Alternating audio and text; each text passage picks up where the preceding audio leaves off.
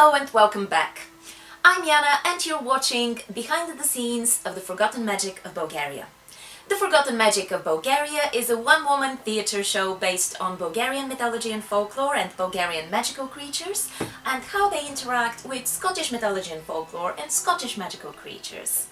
The show is being developed as part of the Thistles and Sunflowers festival, which is now officially part of the lineup for Scotland's Year of Stories. So we really hope you come and visit the festival in May, and you also come and watch the show at the Scottish Storytelling Centre in Edinburgh. But details for that are to follow. And for today, we are going to talk about household spirits, about those supernatural entities which may or may not live together in your home with you.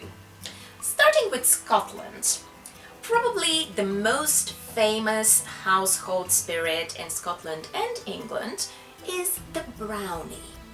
Now there are different accounts of what these creatures look like and what their habits are and what their powers are, but most often they are described as very small, kind of ugly looking humanoid creatures, and they are a type of fairies.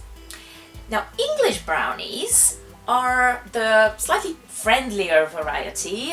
They tend to most often live in homes and help with the household chores, whereas Scottish brownies sometimes do that as well, but they can be a bit more antisocial, so sometimes they live near waterfalls or near streams, and they are not always as helpful, although, as I said, sometimes they also live in your house and just help you tidy up occasionally. Now, brownies, whichever type they are a little bit shy. They don't very often directly interact with humans, but during the night they come out, and if you have a good relationship with them, if you've been respectful, maybe left them some food or maybe some small presents, they will do some housework for you. Now, a thing about the brownies, which may sound familiar, is that it's a rule that you shouldn't give them clothes, just like house elves and Harry Potter. But the reason for that is not very clear. It's not exactly known or established whether if you give them clothes they are offended by that, or whether they are so happy and they are now so proud of the fact that they have their own clothes that they just leave the house happily to go and do something better with their lives than help you with your housework. But either way, if you give them clothes, they would usually leave. Now, in our show, you are going to meet a little friend of mine. Come here, Fergus. There he is. So this is Fergus, and he's not a full brownie.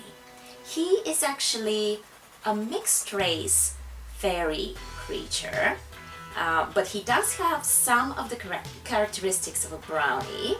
So you can see he's quite small. He has bright ginger hair because, of course, he's Scottish. Well, he's part Scottish. And he is actually very cute. As I said earlier, people consider brownies to be ugly, but I think ugliness can just be a matter of opinion. So I personally think he's adorable. I'm sure you do too. And you can see, you might think that he's wearing a very fluffy coat, but actually this is his own fur or his own hair. And brownies are known to be quite hairy, and as I said, they don't normally wear proper clothes. They usually just have rags on or nothing on, so sometimes they just have their own kind of inbuilt fur coats, just like animals. And Fergus is quite shy. As you can see, he's not very keen on talking to us right now. But if you do want to learn more about him, you'll be able to do that if you come and watch our show, because he is part of it. I'm sure he's going to enjoy meeting you all. But until then, you're just going to be patient and wait to meet him and learn more about him. Isn't that right, Fergus? Yeah? Okay. And now let's talk about, I'm gonna let you go, right? Yes. Now let's talk about Bulgarian household spirits. Now, probably the most known or popular household spirits in Bulgaria are called talasumi. And they are similar to brownies in some ways, but they're also very different to brownies in other ways. Unlike brownies, who are, as I said, a type of fairies, talasumi are actually a type of ghost. And there are several versions of how or why talasumi appear or are created. They can live in homes, but they can very often live near fountains, not the type of fountain that you see in the middle of a city, but small drinking fountains, usually in remote places, which are built there for travelers to come and get some water if they're tired or if they don't have any water. So that type of fountain might have talasum living near it, or sometimes walls or bridges, those types of buildings, as I said, as well as occasionally homes.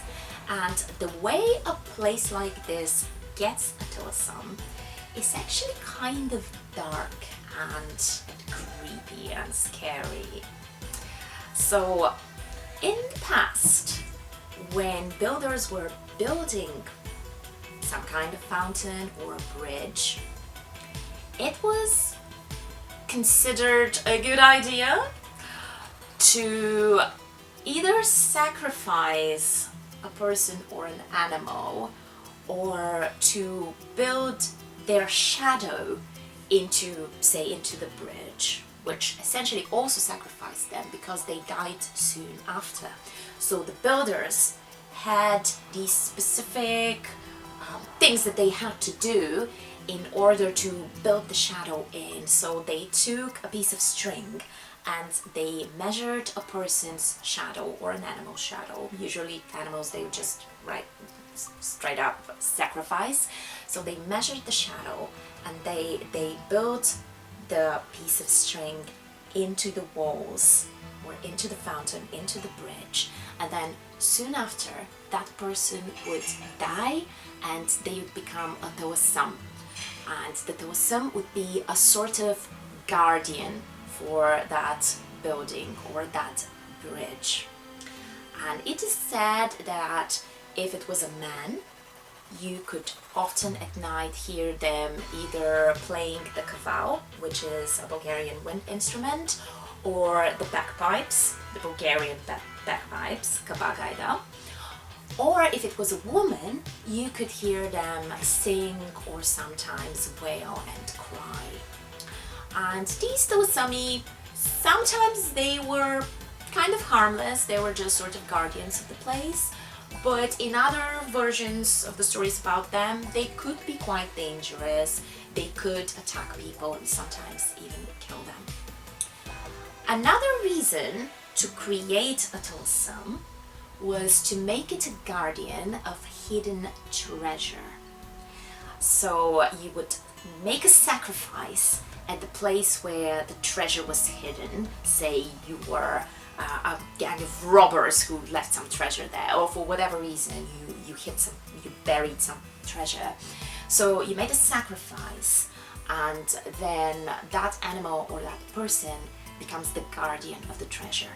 And then if anybody wants to get that treasure, they have to go there and they have to fight the talasum until the roosters sing in the morning, and then the Thistles disappears, you can get the treasure. And there's also a way to find out what kind of creature you're fighting. So you can go to the place and spread some flour or some ashes on the ground.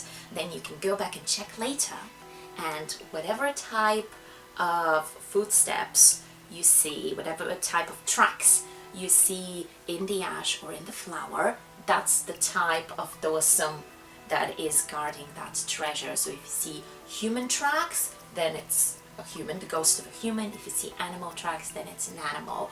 And in a similar way, there were people you could go, if you wanted to do that, to make that sacrifice, you could go and find a special type of person called vrzelec, who could find out for you through supernatural means what kind of sacrifice you had to make. So then if they said you have to sacrifice a human, then you have to sacrifice a human. If they said an animal, then it has to be an animal. So obviously this is very dark and creepy and scary, but not all the Thistles are as scary. So those who live in houses with humans, if they are the malicious kind, they are very similar to what a lot of people think of as poltergeist.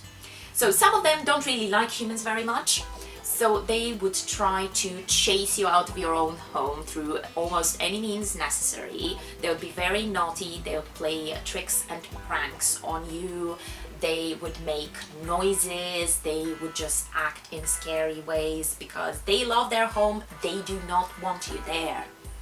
But then others don't mind living with humans so much, so they can cohabitate with humans so long as you treat them well, much like brownies. If you did want to get rid of a Thistles in your house, there is something you could do, which is very interesting. So you have to announce that there is a wedding in your family and have a whole festive dinner planned and invite the Thistles to the dinner. So then what you do is you sit for a little while at the dinner table, and then you announce that you are now going to the wedding party. And the idea is that hopefully the Thistles will follow you. Then you go and find an abandoned hut in the forest, and in olden days there used to be lots of those. So you find an empty hut where nobody's living there, you go inside, and hopefully beforehand you've prepared a little bit, and you have left a bunch of tangled strings and tangled wool in there, and the Thistles walks in after you. And because they are very, very tidy creatures, that they cannot stand something to be untidy like this, or some type of chore to be left not finished, they will start untangling the string, and then you just leave and you just dump them there, and hopefully they won't follow you home. But this might be very unfortunate for the next person who walks into that abandoned hut, because the Thistles is likely to then follow them and go to their house and decide that that's where they live now, and everything starts all over again. If you do live together with a Thistles who is not malicious, they may, as with brownies, help you with some chores, with some housework, because as I said, they are homebodies, they love the house, they love the home, and they don't like it being untidy. So they might be willing to help you with some work. And the Thistles who are like that are almost the same as another type of household spirit called stupan. But the difference is that stupan is actually the spirit of an ancestor of the family who lives in that house. And that spirit has just kind of decided to hang around a little bit longer and help the family, so they can also do housework, and they just act as guardians, they help with other things, they watch over the family essentially. The main difference is that stupan kind of naturally happens or naturally decides to stay, and take care of their family, whereas a talasum is an artificially created guardian, and that's probably why sometimes they are malicious, because if you were sacrificed just in order to watch over some sort of house or some sort of fountain in the middle of nowhere, you wouldn't be happy either. You would probably feel a little bit vengeful. Another spirit kind of similar to the Stupan but a little bit less friendly is comes from Slavic mythology, not specifically Bulgarian mythology, but it is known in some parts of Bulgaria, and it's called a kikimora. And I really like this one because what a kikimora is the spirit of an older female relative. So for example, a mother-in-law, the woman, the wife's mother-in-law, so the mother of the son of the husband, or it could be a grandma, just somebody who cares about that home and wants to make sure that after their death things run smoothly. So what that spirit does is, if the lady of the house is quite tidy and is managing the house well, everything is running smoothly, then the kikimora is very benevolent and friendly and helps with the housework and watches over everything, and it's all great. But if the lady of the house is maybe a little bit lazy or not doing their job properly as a hostess, then the kikimora becomes malicious, and she starts playing tricks and she starts being really mean and basically haunts the woman of the house until the job is done and it's done properly. So, as you can see, many varieties of ghosts and spirits and supernatural entities that you might find yourself living with in Bulgaria, but I think the conclusion is that whatever type of household spirit you might have in your home, it is always a good idea to treat them very respectfully and be on your best behavior when you're around them if you want to avoid any trouble. And I think that's a good rule in general. Just be respectful to creatures, be they human or animal or ghost or fairy. Thank you very much for watching this video. Check out the social media links below in the description, follow our project and what's happening with this show, and I hope I'll see you in the next video and in May at the show itself. Thank you and goodbye.